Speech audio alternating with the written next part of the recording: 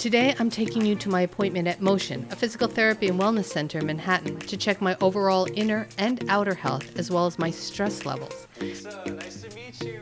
Dr. Mike Oakes is a doctor of physical therapy and the principal director at Mocean. He takes an integrative and whole body approach to health and healing using the most innovative tech on the market. You're going to want to stick around to the end to see my results and see what it all means. Welcome to Mocean. Thank you. So, how can I help you? What's going on? What's going on? Where do I start? No, I'm here to really try out all these different modalities that you have. I'm really excited to really find the connections that you make here at Mocean. I don't suffer from any chronic issues, really. Right. But I am perimenopausal. I'm 54 years old, right? Okay. So my body's changing hormonally and all that kind of stuff. And so sleep has become an issue for me. You know, stress has always been an issue. I think it's an issue for a lot of people. I don't know if this sort of thing can help. I know I was asthmatic as a child. So I know this sounds weird, but because I was asthmatic, I always hunched over, and that has affected my posture as an adult. Right. A lot of my philosophy is preventative, right? So how do we not have the issues to begin with? How can we live in a way where we can make habit changes to correct what is wrong? All right. Risa, I think you're in the right place. So really quick about what we do. We take more of a holistic approach. So conventional medicine would take all the things that you're talking about and have you see so many different specialists taking so many different types of medications for all of these symptoms. Our approach is different in that we take a look at your entire system, right? And so Mocean is actually an acronym for the 6 systems of the body that we treat. Oh. So everything you're talking about, we can help with that. So what's the acronym? So M is for muscular, the muscular system. O is for organ. C is circulatory. E is emotion. A is articular, which just means your joints. And N is the nervous system, your brain. We believe that when all 6 systems are healthy and functioning optimally, then you can achieve lasting health. So whether you are, 60, 70, 80, whether you're 20, 30, 40, we can help with anything that's going on. So what I would like to do is first walk you through our evaluation process. The purpose of the first visit really is to get a good baseline data set on your overall health. So we're going to take a look at things on the inside.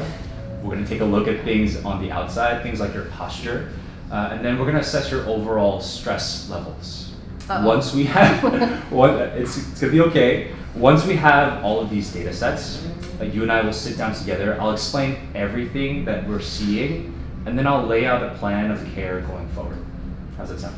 Sounds great. Let's do it. All right. Come on down, Risa. What is this? This is called the X-body. And the X-body is going to give us visual objective information on everything on the outside. So I want you to think things like your posture, your center of gravity, how you walk, things like this. Okay? Oh God. Is it like a pass-fail thing? No, it's not. No, it's not. The only rule is I want you to stand as naturally, as normally as you can. That's hard. That's hard for people, right, when they're like getting tested. All right. So let's have you step all the way back in front of the blue screen. Wow. Good. Okay. You don't have to touch it. So inch forward. Perfect. Look how cool this is. So the purpose of this is to measure your posture, which is very important because how your body holds itself against gravity will determine kind of all the aches and pains that you may develop if you have poor posture. So this is good kind of baseline for how you're doing today. So posture is not just, that you look horrible, but that it has ramifications. Long-term implications, right? Wow. Okay. So you address what you can, And I know that I need work. So Risa, look at this red dot. Again, try to stand as naturally as possible. Great. Now, whole body, turn face this way. Right hand over your belly button. Look straight ahead.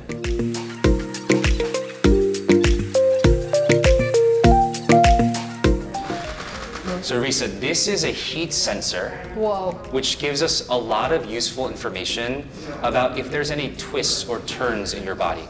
the closer What do you your mean body. twists or turns? So if your body is turned one way or the other, that side will be closer to the camera or the sensor. Oh, so people are naturally like, Yes, this is one way we can pick up some of those compensatory patterns. The closer your body part is to the sensor, the more red it's going to appear. So that's how we can tell. so I'm throwing my belly at the sensor? Are you saying that I have a big belly? No, not at all. So eyes right on the red dot. Good. Now turn face this way one more time.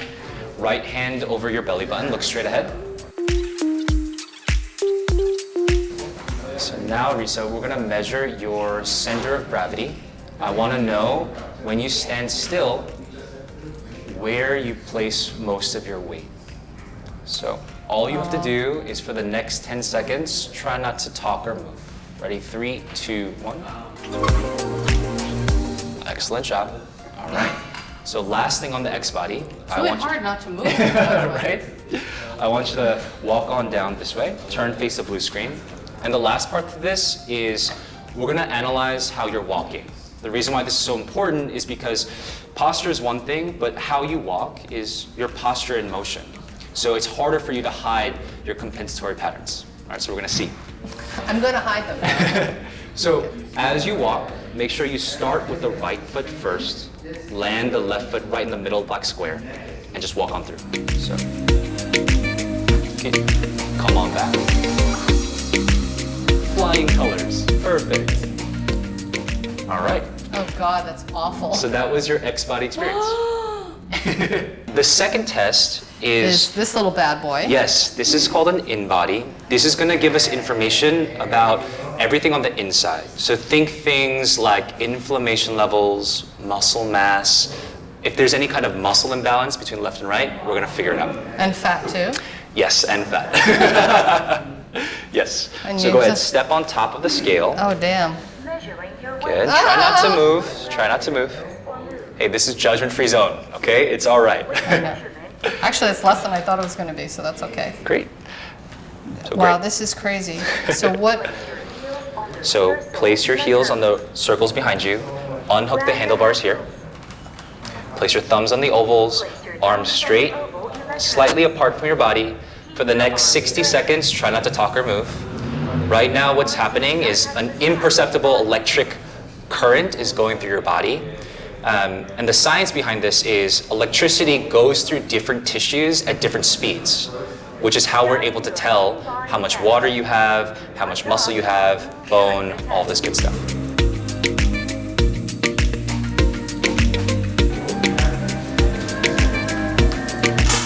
Great. All right, so come on down. There's one more test. All I want you to do is lie down on your back with your legs up on top of the bolster. Okay. What's happening? So this is a stress test, and I'm not going to call you mean names. We're actually going to measure the inverse. We're going to measure your ability to rest. Oh, good luck. Easiest test you're ever going to take. All you have to do is lie down here. Okay? I'm going to place a very tiny sensor on your left earlobe. This is what it looks like. So what is this doing? So this is measuring what's known as HRV, heart rate variability. And the reason why we measure heart rate variability is because it's the manifestation of the balance between the two sides of your nervous system, your fight or flight response and your rest and relax response. So at the end of this, we're gonna see where your bias is. Are you biased towards fight or flight, or are you biased towards rest? And how is that measured? Like, how are you measuring that? So heart rate variability is the measure of time in between each heartbeat. So this sensor is actually picking that up. I see. Yep. Okay. So to help you relax, I'm gonna place this eye mask over your face. Neck pillow here. Can you lift up your head? Wow, I may never leave. So are you comfortable? I am very comfortable. Great. So Risa, this test takes 5 minutes. It's a very sensitive test, so it's important that you try not to talk or move too much as the test is going.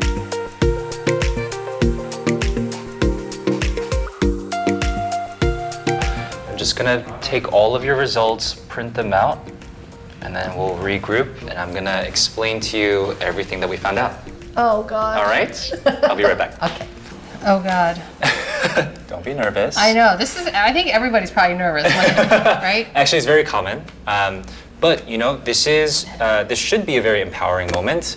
As we walk through this, I just want you to remember that nothing here is set in stone. Everything we talk about, we can fix, is reversible. And hopefully by the end of this, you're encouraged that there is a solution to everything.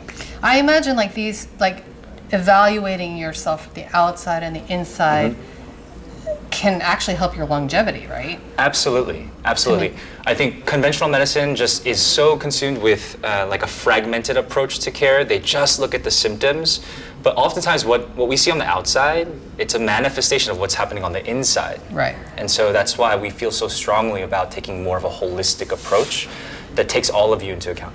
Right. Yeah. Oh God. You ready? Okay. Okay. So we're going to be reviewing the results in reverse order. So this is the result of the stress test. And I know there's a lot of information here, but I'm going to make it as simple as possible, okay? Okay. So the reason why we measure stress first is because we believe that your brain is in control of everything. It controls your posture, it controls pain sensitivity, circulation, all of these things. And so anytime we have a discussion about your health, about longevity, we should be concerned about the state that the brain is in. Right? So there are two main states that the brain can be in. The first one is your go mode. This is your fight or flight mode, right? It prepares your body to either fight someone or something or run away, right? So a lot of You're tension. Sympathetic. Yes, right? Very sympathetic nervous system driven. Now, that's really important for survival, but we shouldn't be in that state all day long. Right? And I think a lot of people are. Yes, especially in New York City. It's basically the stress capital of the world, right? We're really good at it. Yeah, right, we're really good at it. But keeping this sympathetic nervous system or this fight or flight response in check is the exact opposite. It's your rest mode. Now, when your brain is in this rest mode, this is where all the good stuff happens. This is where relaxation happens. Tissue regeneration happens, cellular regeneration happens, digestion happens, right? Now, in the ideal system, your brain should be able to go from one state into the other seamlessly. And as a need arises, it should appropriately assess what it needs and choose the best response. But the brain is also in the market for learning and adapting, right? So if the brain is constantly fed stressful stimuli, it's going to bias or skew towards fight or flight. And the reason that happens is because your brain is all about survival. So if it can keep you slightly more on edge, slightly more fight or flight, when the inevitable stressful event comes up, you can respond that much faster. Right. But this is a big reason why people deal with chronic pain, because their brain never shifts into that rest relax mode where a lot of the tissue healing happens. This is why so many people, especially in New York City, struggle with sleep, because their brain, even though their body is resting, their brain is on. So people, they have insomnia, they stay up, they wake up several times during the night, just with all these racing thoughts, right? So how do you calm your brain? I think that's... So we're gonna get to that, okay. I promise. We're gonna get to that.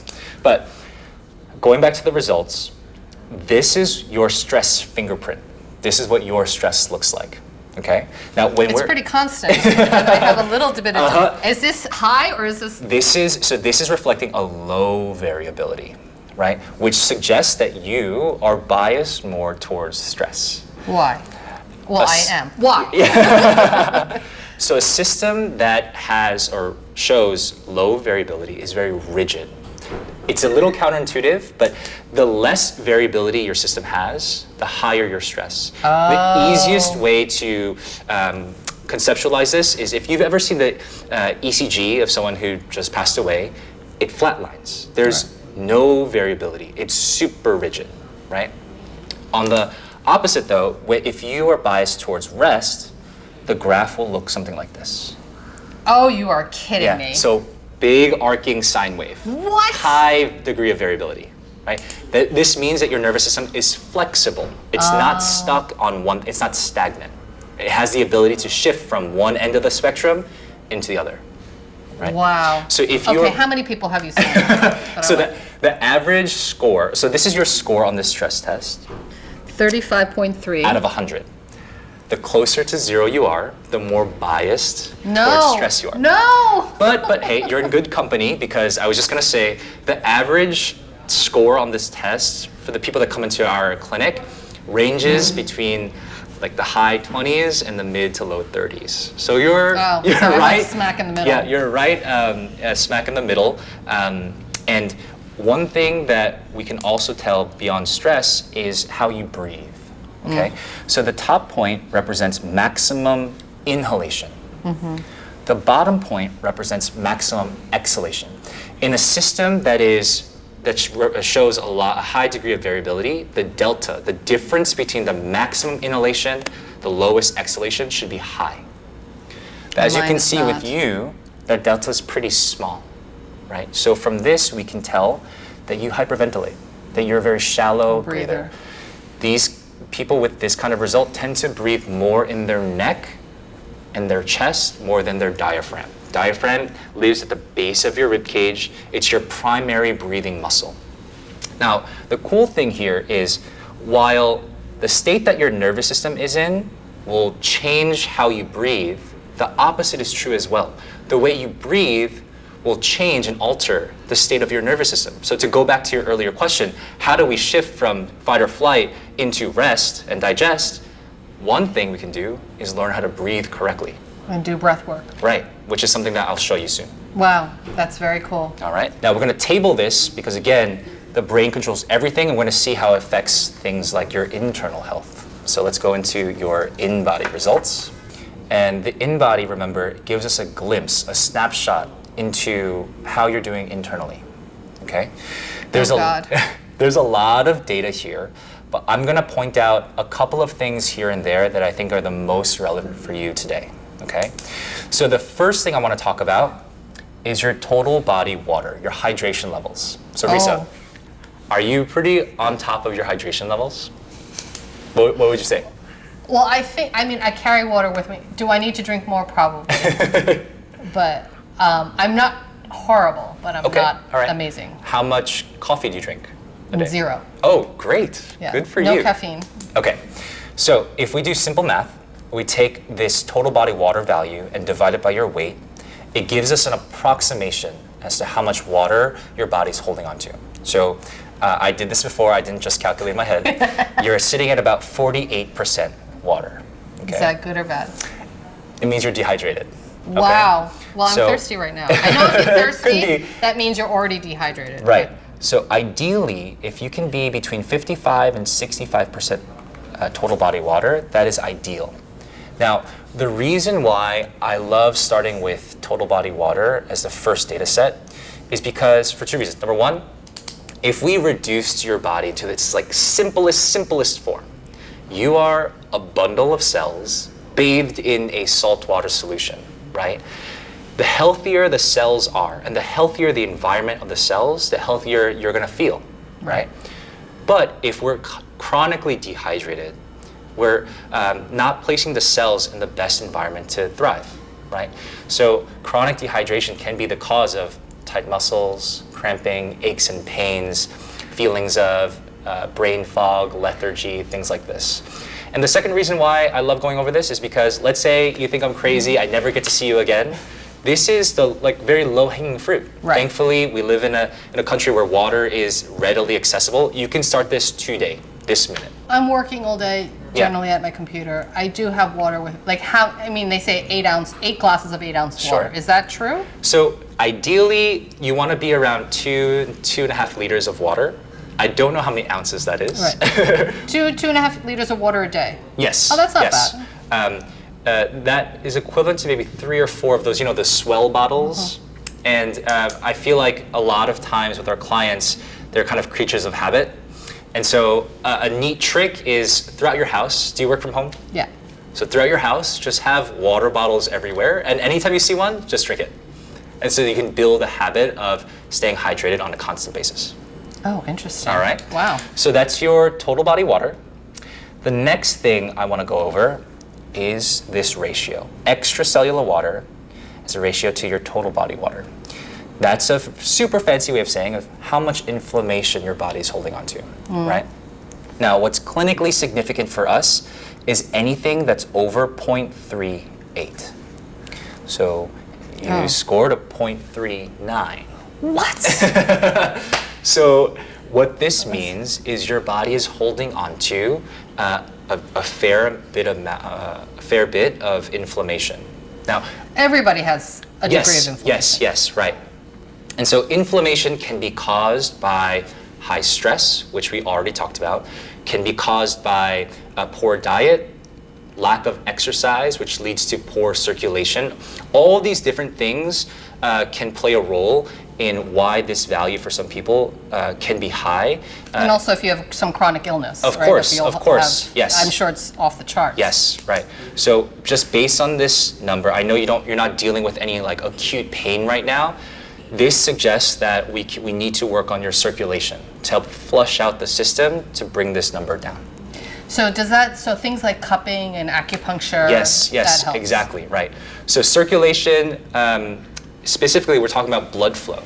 And the reason why blood flow is so important is because blood carries with it oxygen, nutrients, and it helps filter out things like inflammation, cellular debris, things like that. So as we get older, blood circulation decreases, we can run into a lot of chronic issues. And it can just go back to, hey, you're not getting enough blood circulation throughout your body. Wow. Yep. All right. And so how do we do that aside from acupuncture? Yes. So we it's have a lot cardio? of we have a lot of treatment modalities that can help with that. But what people can do on their own is just move. You have the main organ, the heart, which is responsible for pumping blood throughout your body. But you have all these small hearts or small pumps throughout your body, and those are your muscles. So things like going on a 20-minute brisk walk, things like weight training or walking on a treadmill, things like this all help to increase circulation to help deal with chronic inflammation. I do walk at least an hour a day. Which is excellent. That's excellent. Great.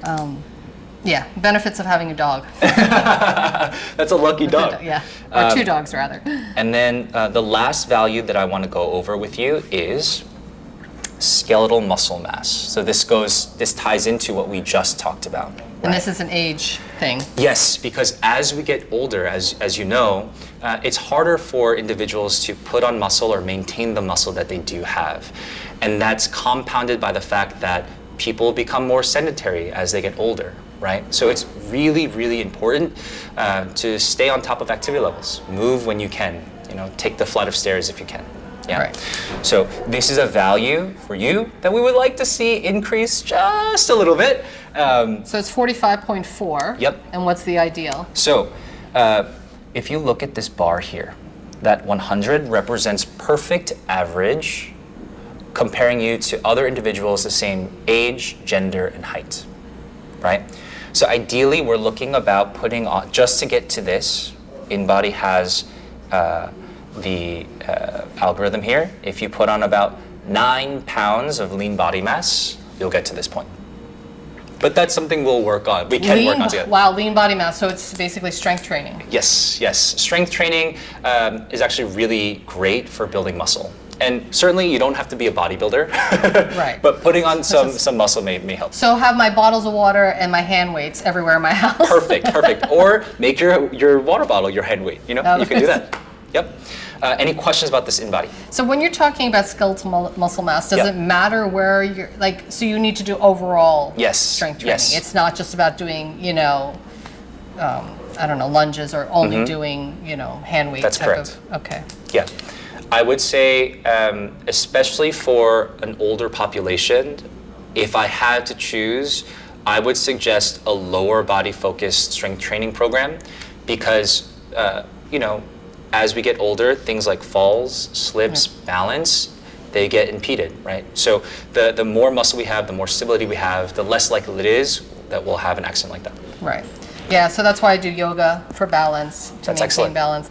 It's easier, my philosophy is that it's easier to maintain than to lose it and try to gain it back. And that's right? absolutely correct. That's absolutely correct. Yeah. Wow. I don't know how long it's going to take me to gain 9 pounds of lean body mass. That's day by day, step by step, you can do it. So, and then I guess that means to remove fat also. Yes, and that will go into kind of hand in hand with the weight training. Okay, but I do want to take a look at your posture, which is the first test that we did. Are you ready for this? No. All right. This is the result of your X body, okay, which is a posture analysis machine. There's a lot of arrows and numbers here, but I'm going to point out the most obvious things, okay? So the most helpful view will be this, okay? So this yellow line represents perfect vertical. I don't expect anyone to be in this position, but it gives us some standard to measure against, right? So my head should be back here, basically. Yes, but Risa, I want you to take a look. You're doing really well. A lot of these points line up with this plumb line, which is excellent. But as you pointed out, yes, you have quite a significant forward head posture. This forward head posture is very common, especially with people who use computer screens all day long. Now we're looking at our phone when we're not on a computer, and we're biasing everything forward.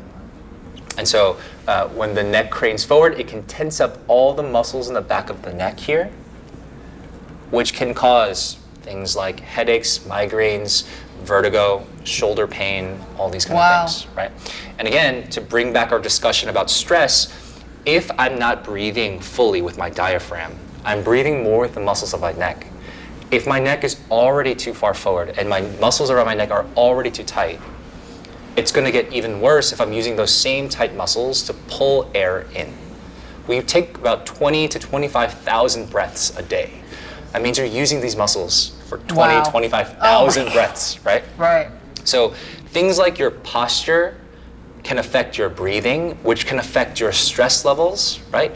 So, which can then bring chronic illness, which then brings down inflammation. Right. Which is why for us, there's no such thing as just looking at one thing in isolation. As we just walk through this evaluation, we talked about so many different things, and hopefully you can see how all of this comes together in what you experience in your body, right?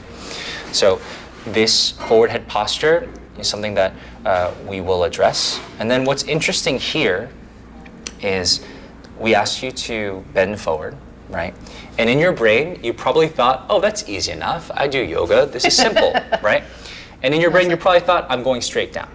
But as you can see, can you see more of your right side than your left? That is crazy. Right? So this shows us that you are biased towards the right. Your pelvis is a little torsion to the right, right? Are you right-handed? Yes. Okay, so this is very common. If people are right-handed, that side tends to compress more because we use our right side of the body and the left side of the body very differently. So we're going to develop some asymmetries throughout the course of our life. And so not only should we address the forward head posture, but we actually have to teach you how to go left a little bit, right? So that your brain has that input from the left side of your body as well. And if your brain has access to both right and left of your body, now we're moving, now we're grooving, because we can use both sides, not just one. Wow. All right? All right, so how do we fix this? Let's go. So after all of this stuff, I want to introduce you to some of our treatment tech that we can start addressing some of this today. Sounds great. All right, come on.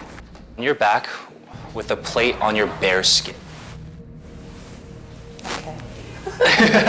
What are It's you gonna doing? be okay. So, have you ever gotten a deep tissue massage before? Oh, absolutely. Oh. Ooh. Sorry, it's a little cold. The language of the body is electricity, right? When you get a deep tissue massage, your brain has to translate this mechanical pressure into an electrical signal. Right. And it's that electrical signal that helps calm down the muscle. But the problem is a lot gets lost in that translation process. So we either have to press harder or press for longer.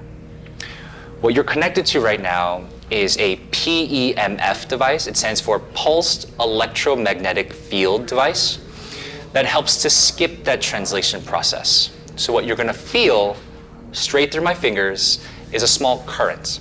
And the purpose of this is to restore the cellular charge of the treatment area. Muscles that get very, very tight, their voltage drops actually. And this is true of any dysfunctional cell. So whether it's tight muscle or poor digestive health or anything like that, this PEMF device will help to restore that charge in that area. Wow. All right, so all you're gonna feel is some buzzing through my fingers and maybe the occasional twitching. So that in turn can help with inflammation. Yes, right, because that movement will help bring more circulation to the area, which will help filter out the inflammation. That's insane. Are you ready? I think.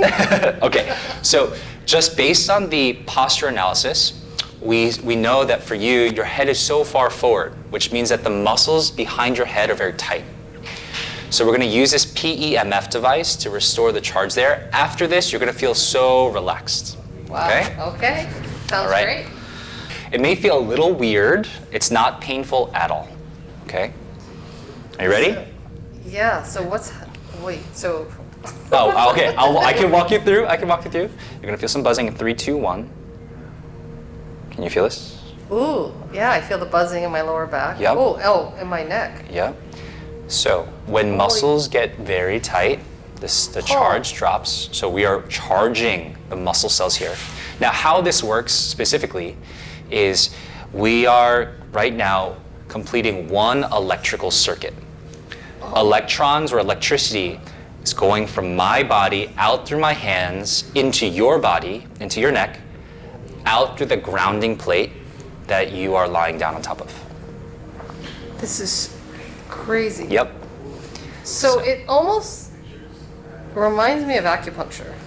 Yes, yes. So the modality is different, but the end result is very similar, right? Where we're releasing muscle tension, we're increasing blood flow and circulation and movement, Whoa. which can help with pain and inflammation.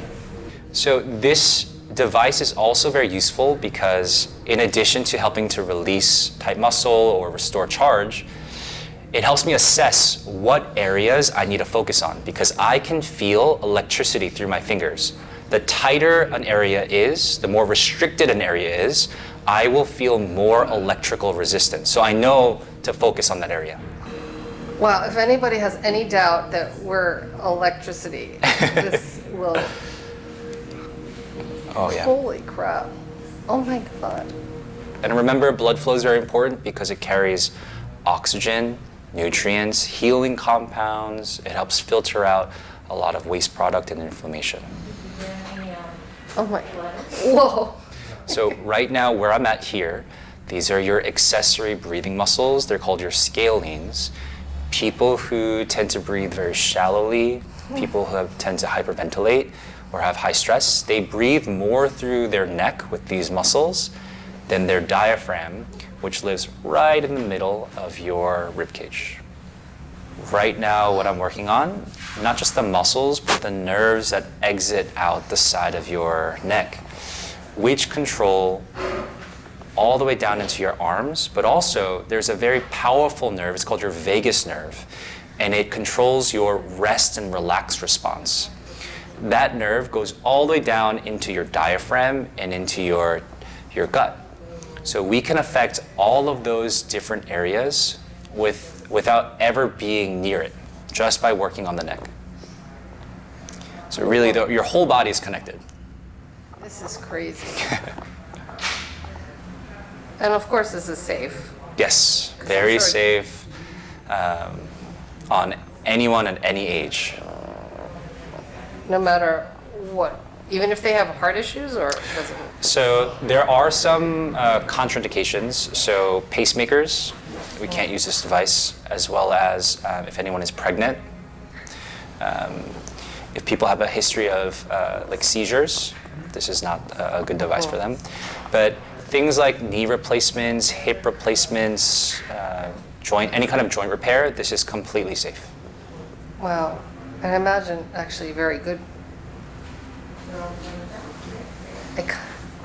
Do you feel the difference? I kind of feel like I'm already more relaxed. Yeah, for sure. Wait till you stand up and walk around. You're gonna feel a big difference. So this is one of your many treatments that you do? Yes, this is one modality that we use a lot in the clinic because we believe in combining our holistic philosophy with high-tech equipment to make us more effective as providers of care. Your And how often should one do something like this? So typically, well, especially based on what we found out about you, the typical person will come twice a week for the first month. And the reason why is because we're not just trying to affect things on the outside, right? Think of the outside as the hardware of the body. But like we discussed, the real change happens when we affect the state of the brain, which is the software. If you can make a significant impact on the software, the hardware will follow.